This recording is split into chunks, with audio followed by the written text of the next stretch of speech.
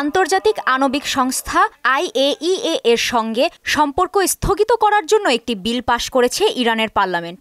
পরিকল্পনা অনুযায়ী IAEA এর পরিদর্শকরা কেবলমাত্র সর্বোচ্চ জাতীয় নিরাপত্তা পরিষদের স্পষ্ট অনুমোদনের মাধ্যমে ইরানে প্রবেশ করতে পারবেন। এছাড়া সংস্থাটি যদি দেশের পারমাণবিক স্থাপনাগুলোর নিরাপত্তার নিশ্চয়তা দেয় তবেই তেহরানে প্রবেশ করতে পারবে।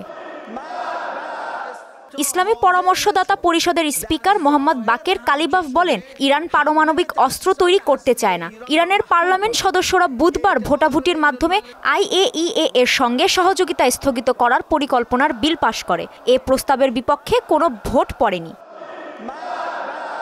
ইরানের পারমাণবিক ভান্ডারের যুক্তরাষ্ট্র কোনো আঘাত হানতে পারেনি বলে মন্তব্য করেছেন ব্র্যাড শেরম্যান। তিনি আরও বলেন, ইউরেনিয়াম সমৃদ্ধকরণের জন্য জরুরি সেন্ট্রিফিউজগুলো যুক্তরাষ্ট্র ধ্বংস করতে পেরেছে এমন কোনো ইঙ্গিত হোয়াইট হাউস থেকে এখনও পাওয়া যায়নি।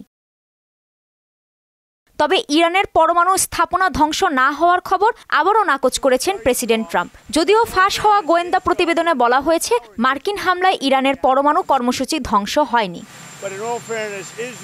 টানা 12 দিনের সংঘাতে ইসরায়েল জুড়ে ক্ষয়ক্ষতির পরিমাণ কতটা ভয়াবহ তা তেমনভাবে সামনে আসেনি। তবে ইসরায়েলের পত্রিকা ইয়েদিওত আহরোনথের তথ্য মতে 13 জুন ইসরায়েল ইরান সংঘর্ষ শুরু হওয়ার পর থেকে ইসরায়েলি কর কর্তৃপক্ষ প্রায় 38,700টি ক্ষতিপূরণের দাবি পেয়েছে।